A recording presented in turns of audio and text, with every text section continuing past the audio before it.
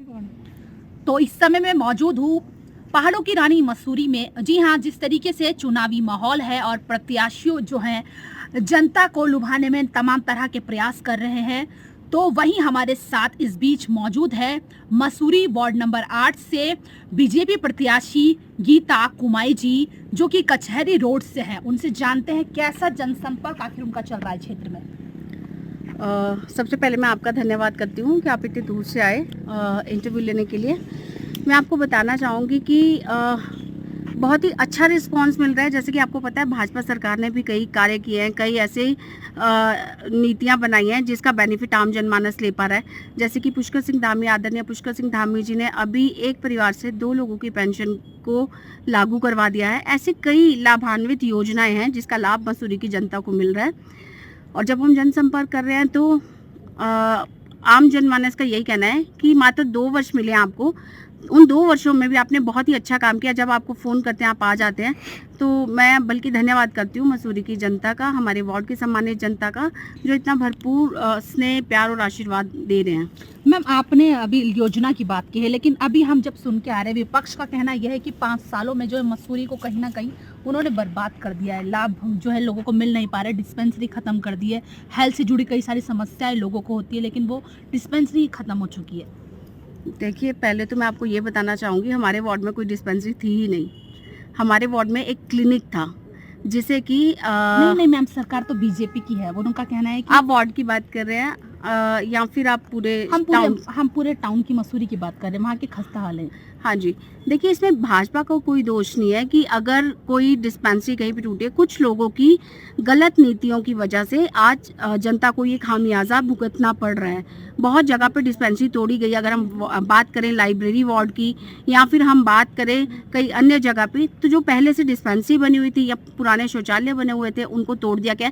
जबकि आदरणीय श्री नरेंद्र मोदी जी, जो कि हमारे देश के यशस्वी प्रधानमंत्री जी हैं, वो सदैव उनका ये प्रयास रहता है कि ऐसी योजनाएं बनाई जाएं जिससे लोगों को अधिक से अधिक लाभ मिले। जैसे कि हमारे जन औषधि केंद्र हैं, जहाँ पे बहुत ही कम पैसों में इंसान अपनी दवाई खरीद सकता है अकॉर्डिंग टू मार्केट रेट, है ना। और इसी के साथ साथ आप देख सकते हैं, प्रधानमंत्री मोदी जी हमेशा ये कहते हैं कि हर घर जल, हर घर नल, और इसी के साथ साथ शौचालय। तो उनकी तरफ से ये नीतियां बनाई गई हैं। लेकिन अगर पालिका में कोई तानाशाह व्यक्ति आके अपनी मनमानी करता है तो उसका दोष सरकार को नहीं जाता है। बल्कि मैं जनता से कहूँगी, पहले हमारी मसूरी की जनता बहुत ही एक्टिव रहती थी। अगर ऐसा कुछ भी गलत होता तो विरोध करते थे। लेकिन अब कहीं ना कहीं जनता भी शांत रही है जब ऐसी गलत चीज़ें हुई हैं। हालांकि हमारे द्वारा इसका विरोध किया गया है, पर मैम, चुनावों में जन बल का प्रयोग किया जाता है, लेकिन यहाँ पर कुछ चीजें सामने आ रही है कि धन बल का प्रयोग करके लोग मतों को हासिल करने की कोशिश कर रहे हैं जनता से। हाँ, बिल्कुल सही कहा आपने। आपके माध्यम से मैं ये भी कहना चाहूँगी जनता से कि देखिए, अगर आज हम धन बल के पीछे जाएंगे, सपोज आज अगर आपको लगता है कि कोई व्यक्ति धन दे रहा है या धन बल का उपयोग कर रहा है, तो जब आपको काम पड़ेगा तो आपको जवाब में यही सुनने को मिलेगा कि हमने आपको पे किया था।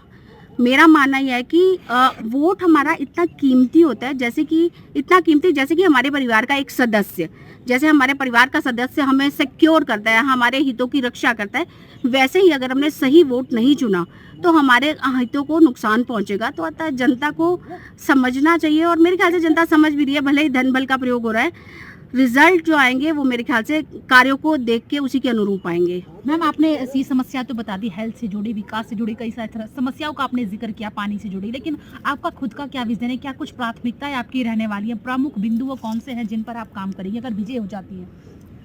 देखिए, जैसा कि मैंने आपको बताया, मुझे मात्र 2 वर्ष मिले काम करने के लिए। मुझे कम से कम मुझे लगता था मुझे 5 वर्ष चाहिए, और मुझे लगता है अब जनता फिर से अपना आशीर्वाद मुझे देगी। और मेरा विज़न ये है कि मुझे लगता है हर वार्ड में डिस्पेंसरी होनी चाहिए।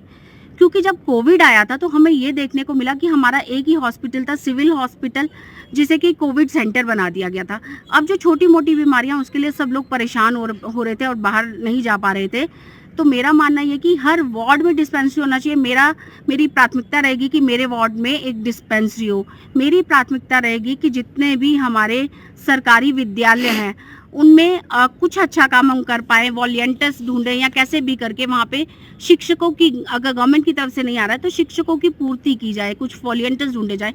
या फिर अगर वहाँ पे कोई रख रखाव को लेकर दिक्कत आ रही है तो उस पर ध्यान दिया जाए। क्योंकि शिक्षा हमारी एक तरीके से, जैसे यूथ हमारी रीढ़ की हड्डी है, वैसे शिक्षा भी हमारी रीढ़ की हड्डी है। तो स्वास्थ्य सेवाओं को लेके और शिक्षा को लेके डेफिनेटली मैं काम करूंगी। और बाकी जो काम होते हैं नगर पालिका से जुड़े हुए, चाहे वो सड़क निर्माण हो, चाहे फिर हम बात करें लाइट, या फिर हम बात करें पोल, ये सारी व्यवस्थाएं एक रेगुलर व्यवस्थाएं हैं, उसके लेके उन सब को लेके तो काम किया ही जाएगा। चलिए मैम, आखिरी सवाल, आपकी जो क्षेत्रीय जनता है उनसे क्या कुछ अपील करना चाहेंगी? चुनावी माहौल है, चुनावी दौर है। मैं मसूरी की सामान्य जनता, हम विशेषकर हमारे वार्ड की जनता से अनुरोध करूंगी कि आपने एक बार फिर से मुझे मौका देना है। आप सबको पता है कि मुझे 2 साल ही काम के लिए मिले हैं, 5 वर्ष मिलते हैं, तो मैं अपने वार्ड को एक आदर्श वार्ड बनाना चाहूँगी और मुझे पूरा विश्वास है कि आप सब मेरा साथ देंगे और हम मिलके इस वार्ड को एक आदर्श वार्ड बनाएंगे। बहुत बहुत शुक्रिया ma'am. Thank you. Geeta Kumari ji ने कहा है कि जनता ने उन्हें अगर 5 साल दे दिए तो वो इससे भी ज़्यादा करके दिखाएंगे अपने क्षेत्र में। कई सारी उन्होंने अपने विज़न यहाँ पर हमें बताए। उनके साथ के समर्थक हमारे साथ मौजूद है, जो उनके साथ जो है जनसंपर्क में उनके साथ जुड़े हैं। मैडम, कैसा देख रहे हैं गीता मैडम को अपने क्षेत्र में आप?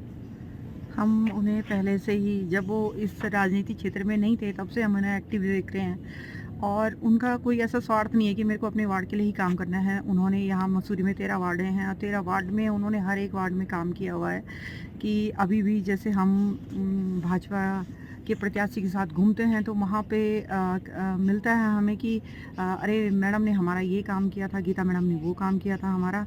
तो अभी हमें हमारे वार्ड को तो फिर से गीता कुमारी जी चाहिए और उनको, हमारे वार्ड की जनता को बहुत उम्मीदें हैं गीता कुमारी जी से। जो कुछ काम उनसे रह गए थे वो अब आने वाले टाइम में जब हमारी जनता उनको विजय बनाएगी तो वो अपना पूरा काम करके दिखाएंगी। तो पूरा समर्थन का है आपका, उनके साथ है?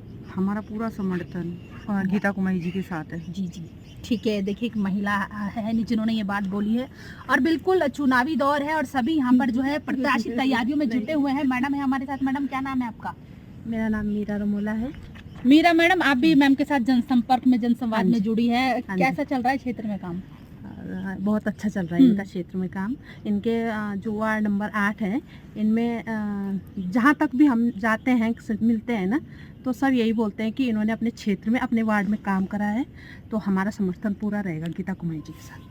देखिए, क्षेत्रीय जनता कह रही है कि जो समर्थन है वो गीता कुमारी जी के साथ रहेगा। बिल्कुल, लोग कहते भी हैं चुनाव से पहले कि हाँ, आपका जो हमारा वोट है वो आपको रहेगा, लेकिन ये तो आने वाला वक्त ही तय करेगा। अगर यहाँ से गीता कुमारी जी विजय हो जाती है तो जो उन्होंने अभी यहाँ पर बात कही कि उनको अगर 5 साल मौका दिया जाए तो वो क्षेत्र में जो है उसको और बेहतर बनाने के लिए यहाँ पर कार्य करेंगे। कई सारे मुद्दों का उन्होंने जिक्र किया, अपना विजन उन्होंने हमें यहाँ पर बताया। तो इसी तरीके से आप खबर 24 आवर के साथ जुड़े रहे और देखते रहें हमारी हर तरह की अपडेट।